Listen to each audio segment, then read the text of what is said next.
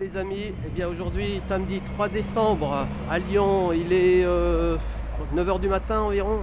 Je m'en vais à la halle Tony Garnier pour récupérer le dossard pour cette Saint-Élion 2022 qui, si vous avez vu sur ma page Facebook, a réservé et va réserver probablement encore bien des surprises. Pour dire qu'il y a encore 3 jours, j'étais au fond de mon lit, fiévreux et bien mal en point. Pas bien sûr d'être ici présent aujourd'hui, et à cette heure précise je ne suis pas bien sûr encore de courir la course, mais si vous voyez cette vidéo, c'est que finalement je l'ai couru, sinon cette vidéo ne serait pas en ligne. En tout cas que j'aurais tenté de la courir, peut-être que je ne serais pas arrivé au bout, et c'est fort possible. Et la cote officielle des paris en ligne dit que je n'arriverai pas au bout de cette course, paraît-il, et c'est bien fort possible, mais moi je parierai dessus.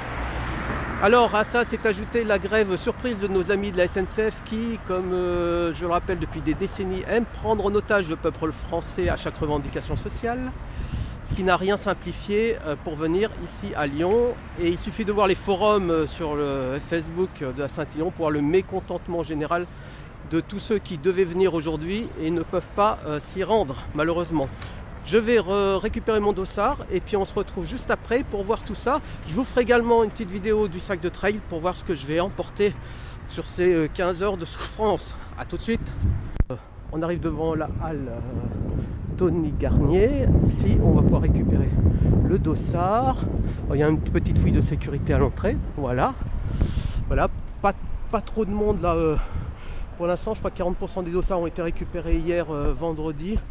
Aujourd'hui on va voir à l'intérieur s'il y a foule ou pas. Voilà, on pénètre dans la halle. Voilà. C'est ici, voilà. Il y a un petit sas. Juste à l'entrée du hall, il y a une petite boutique goodies. Et puis il y a une boutique où on peut acheter les tickets pour prendre la navette qui permet de se rendre à Saint-Étienne. Ça en coûte 15 € qu'il faut régler donc ici sur place et qui à partir de 16 h nous permettra de rejoindre le gymnase de départ à Saint-Étienne. On retrouve le chemin de l'épreuve, la carte, ainsi que le profil de la course.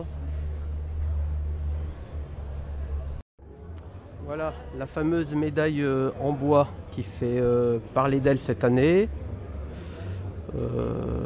Ouais, c'est une médaille en contreplaqué. C'est une médaille en contreplaqué, hein, plus qu'en bois. Enfin, le contreplaqué étant du bois si on veut. Hein. Voilà. C'est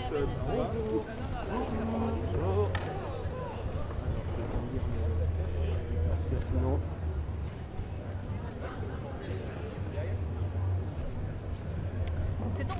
C'est tout bon. Comme sorti, il y a des cadeaux comme les chaussettes, tout ça. D'accord, très bien. Merci beaucoup. Bonne course. Merci. Voilà. Élite. Ah bah j'ai failli retirer mon dossard dans la catégorie élite, mais je crois que j'étais pas assez bien classé pour en faire partie cette année. J'espère l'année prochaine. Hein. Voyons ce qu'il y a dans cette pochette. Ça alors, il y a déjà un dossard. Là, je ne sais encore pas, pour tout dire à cette heure précise, si ce soir je vais le porter. Je suis encore pas très bien. Mais en tout cas, je l'ai récupéré. Ensuite, on a, je crois que c'est l'étiquette pour les bagages. Ensuite, on a un billet de 100 €. Non, j'ai rien dit, il y a un billet de 100 €, mais c'est moi qui l'ai glissé par erreur tout à l'heure dans le sac, dans l'enveloppe. Ensuite, il y a une puce, je crois, GPS. Et ensuite, ah putain, il y a pas mal de vide. Voilà, allez, la suite. On va récupérer les saucettes. Voilà. Bonjour. Ah bah oui. Ah, c'est vrai.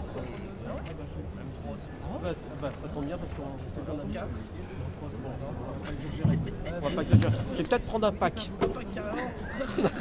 Ça va aller, merci. Bon, ça vaut le coup. Hein. C'est les saucettes. Bonjour. Votre pointure, monsieur, s'il vous plaît. Ah, 42, 43 si vous avez 43. Oui. 40, voilà, c'est ça. Ah bah, très bien. Merci. Merci. Voilà. Putain, ça vaut le coup, hein. Oh là là. Bah, je reviendrai, hein. Je reprendrai l'avion, je reprendrai le train et l'hôtel pendant 3 jours pour avoir une paire de chaussettes et 3 bouteilles de ceinture. Non mais je rigole pas, hein. Quand même ça fait plaisir les petits cadeaux comme ça, c'est pour ça qu'on court, hein. Je prends les petits cadeaux et pour la médaille en bois. Bon, si je dis pas de bêtises, on a fait à peu près le tour de ce salon du trail et du running. Il y a pas mal d'exposants, équipements, vêtements, alimentation et trail des alentours. Je vais me rentrer, on se fait une petite vidéo du contenu du sac de trail et on se dit peut-être rendez-vous pour le départ de ce soir. Et c'est pas une blague, c'est pas certain. On voit ça tout à l'heure. Voilà, alors je vous propose le contenu de l'équipement de ce soir. Il y a pas mal de petites merdouilles parce qu'il y a du matériel obligatoire et puis la température va nécessiter quand même de s'habiller assez chaudement. Au niveau des chaussures, je vais prendre mes vieilles Salomon Speedcross qui sont en triste état et pourtant qui n'ont pas beaucoup de kilomètres, mais c'est seulement qu'elles ont 5 ou 6 ans et elles ont peu servi, et elles ont un peu mal vieilli. J'ai dû recoller les semelles et là je crois que ça va être leur dernière course alors qu'elles n'ont pas 200 km les pauvres. Je vais avoir une paire de chaussettes assez chaudes avec dans le sac une paire de rechange si jamais je devais avoir les pieds mouillés, ce qui devrait être le cas parce que normalement il va pleuvoir.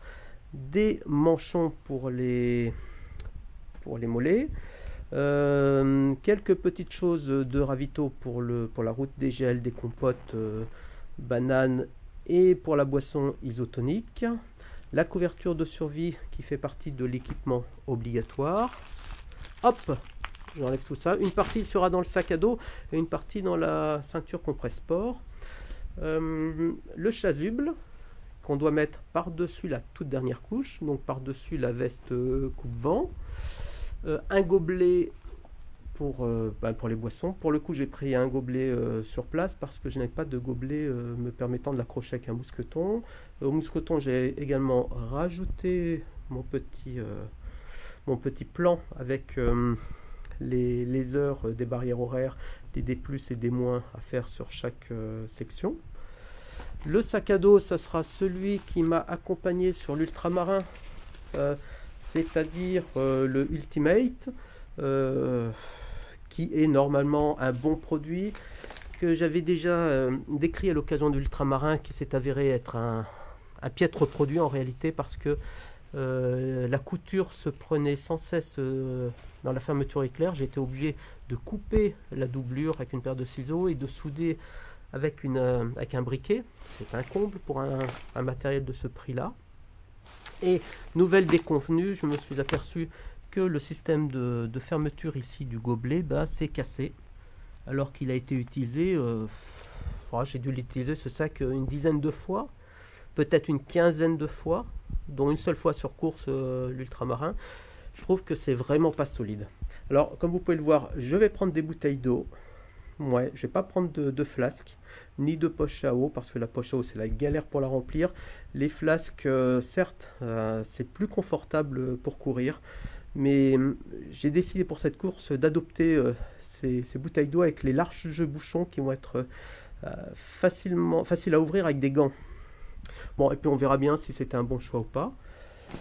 Des piles des piles de bonne qualité pour les frontales. Ça c'est important de prendre de la bonne qualité, pas du premier prix.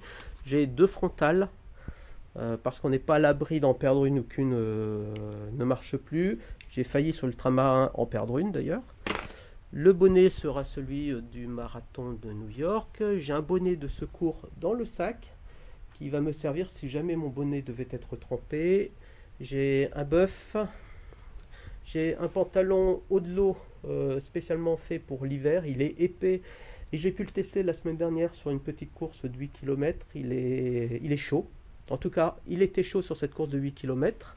Et c'est celui qui va m'accompagner ce soir si je prends le départ. Et j'ai 2 couches en dessous.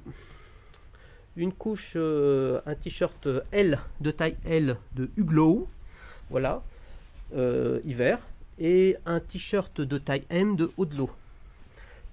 Voilà, M parce qu'il est plus près du corps et L un peu plus large pour éviter d'être trop étriqué à l'intérieur. J'emporte dans le sac un troisième t-shirt qui me permettra d'avoir une troisième couche si jamais j'avais trop froid ou si je devais transpirer trop sur l'une de ces deux premières couches. Un petit brassard auto-réfléchissant, ce n'est pas obligatoire mais c'est pas forcément mal. Et enfin une veste coupe-vent, pluie, etc. Tout ce qu'on veut, ASICS, celle qui sera la dernière couche. Voilà. Des gants, évidemment, ainsi que le reste du matériel obligatoire, le téléphone. Et à cela, j'ajoute évidemment tout le matériel pour filmer, caméra, batterie. Et je crois bien avoir fait le tour, les amis, du contenu de ce sac. Voilà, et bien, peut-être à ce soir.